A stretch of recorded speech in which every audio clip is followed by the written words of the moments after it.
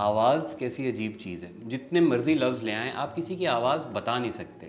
خوشبو کاپی ہو سکتی ہے، کاغذ پہ اس کا فارمولہ، اس کے نوٹس سب کچھ لکھ کر اسے بالکل پہلے جیسا بنایا جا سکتا ہے، لیکن آواز، آپ کے پردادا کی آواز کیسی تھی آپ نہیں جانتے ہوں گے۔ تصویر شاید ہو، عادتوں کا علم ہو سکتا ہے، لیکن آواز اسے کوئی کیسے کاغذ پہ اتار سکتا ہے؟ آواز ریکارڈ ہو سکتی ہے، اس کی نقل بھی کی جا سکتی ہے، لیکن یہ علم وہابی ہوگا، یعنی کوئی ایک دو بندے اپنی آواز بدلنے کی صلاحیت اور دماغ استعمال کرتے ہوئے مخصوص آوازیں کاپی کر سکتے ہوں گے۔ آرٹیفیشل انٹیلیجنس بھی آواز کی ہو نقل کر سکتی ہے، لیکن آپ کسی آواز کو ڈیفائن کیسے کریں گے؟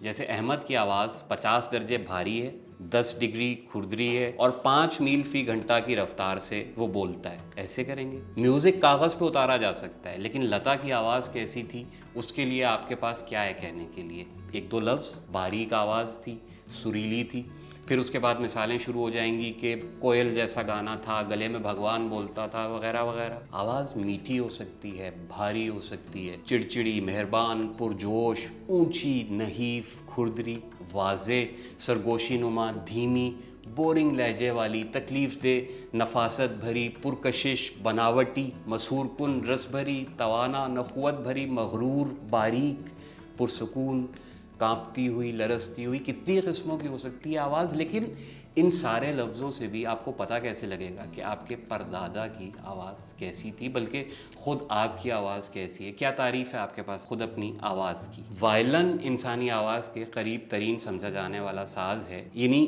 اس رینج کے قریب پہنچ سکتا ہے جو انسانی گلے کے بس میں ہوتی ہے، لیکن بولتا وہ بھی نہیں، موسیقی دیتا ہے، جتنی جس کے بس میں نکال لے۔ کیسی عجیب سی بات نہیں ہے؟ ہم کتنا کچھ لفظوں میں بیان نہیں کر سکتے، پھر بھی ہمیں بولنے کا شوق ہوتا ہے، بے تحاشا زبان چلانے کا، اور اسے اچھا بھی سمجھا جاتا ہے۔ جو انسان جتنا زیادہ بولے گا، جتنے اعتماد سے بات کرے گا، اتنا ہی اسے تگڑا سمجھا جائے گا، جبکہ ہم، آپ اور وہ بولنے والا خود بھی اپنی آواز کو ڈیفائن نہیں کر سکتا۔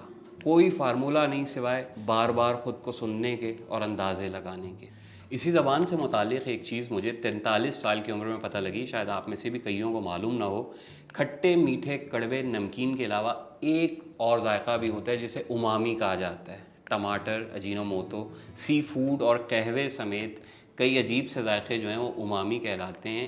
ایک چھٹا ذائقہ بھی دریافت کرنے میں لگے ہوئے ہیں جاپانی، لیکن سوال یہ کہ جب تک مجھے پانچواں ذائقہ پتہ نہیں تھا تب تک میں کس چیز سے محروم تھا؟ یا اگر آپ آواز کو ڈیفائن نہیں کر سکتے تو اس سے آپ کی زندگی میں کیا خسارہ پیدا ہو گیا؟ سیدھی سی بات ہے، یہ باتیں ہماری سوچ کی سرحدوں سے باہر تھیں، اب پتہ لگ گیا، اب بھی ہم سکون میں۔ اسی طرح بہت سی چیزیں ہیں، جذبات ہیں، محسوسات ہیں، خیال ہیں، فوبیاز میں بدلتے ہوئے خوف ہیں، جنہیں ہم کوئی نام نہیں دے سکتے، دے سکیں تو بتا نہیں سکتے، اور کہہ دیں تو سمجھا نہیں سکتے، لیکن یہ سب چیزیں ہم اس لیے سمجھ سکتے ہیں چونکہ یہ ہم سے متعلق ہیں۔ دوسروں کو ہم یہ سہولت کیسے دے سکتے ہیں کہ ان کی آواز، ان کے مسائل کو سمجھا جائے، ان کے محسوسات کا احترام کیا جائے، ان کی انفرادی سوچ کو عزت بخشی جائے، ان کا عقیدہ کیا ہے، وہ خود کو کیا کہلوانا چاہتے ہیں، ان کی شناخت کیا ہے، وہ اپنی پہچان کس حوالے سے چاہتے ہیں، وہ کیا سوچتے ہیں، کن چیزوں سے انہیں خوف آتا ہے، اور پاکستان میں باہر نکلتے ہوئے انہیں کس چیز سے تکلیف ہو سکتی ہے۔ ان سوالوں کو کم از کم سوال کی حد تک ہی سامنے رکھا جائے، یا ان سب چیزوں کو ہم اس کیٹیگری میں کیوں نہیں ڈال سکتے کہ جہاں ہماری سمجھ کی سرحدیں ختم ہو جاتی ہیں؟ جیسے وہی آواز کا فارمولہ بنانا تھا یا پانچویں ذائقے کا مسئلہ تھا، یہاں دوسرے کون ہیں؟ آف کورس وہی سب ہیں جو موب لنچنگ میں مارے جاتے ہیں، جنہیں دور سے آئی ہوئی پستول کی ایک بے نام گولی چاٹ جاتی ہے، جن کے لیے پاسپورٹ سے لے کر دوسرے سرکاری کاموں میں اتنے جھمیلے ہیں کہ اگر ہم آپ ان کی ٹانگ نہ بھی کھینچیں تو بھی ساری زندگی وہ انہی چیزوں سے نکلنے میں گزار دیتے ہیں۔ ہر چیز ہم سمجھ نہیں سکتے، ہماری عقل کی گنجائش محدود ہے، جو سمجھ نہیں سکتے تو اس پہ ہم کوئی فیصلہ بھی نہیں سنا سکتے۔ فیصلہ نہ سنائیں اور بس خاموشی اختیار کر لیں تو کیا یہ بہتر نہیں ہوگا؟ مذہب، عقیدہ، جنس کا تعین، انفرادی سوچ، بات کرنے کا طریقہ، رہن سہن کی رسمیں، ہم سب کی الگ الگ ہو سکتی ہیں۔ جب پوری دنیا میں یہ چیزیں منفرد ہو سکتی ہیں، بڑے ملکوں میں جہاں خود ہم جا کے رہنا پسند کرتے ہیں وہاں الگ الگ ہو سکتی ہیں، تو خود ہمارے ہاں کیوں نہیں ہو سکتی؟ ایسا میں سوچتا ہوں، ایسا 2 لاکھ میں سے 2000 انسان سوچتے ہوں گے پاکستان میں، لیکن وہ بولتے نہیں ہیں۔ یہ بولنے کا معاملہ ہے بھی نہیں، مت بولیں، صرف سوچیں، گنجائش پیدا کریں، تب شاید ایسا ہو کہ ہمارے بچوں کو اپنے ہی جنون سے پناہ لینے کے لیے باہر ملکوں کے دھکے نہ کھانے پڑیں۔ باقی بس اللہ کا نام رہ جانے والا ہے۔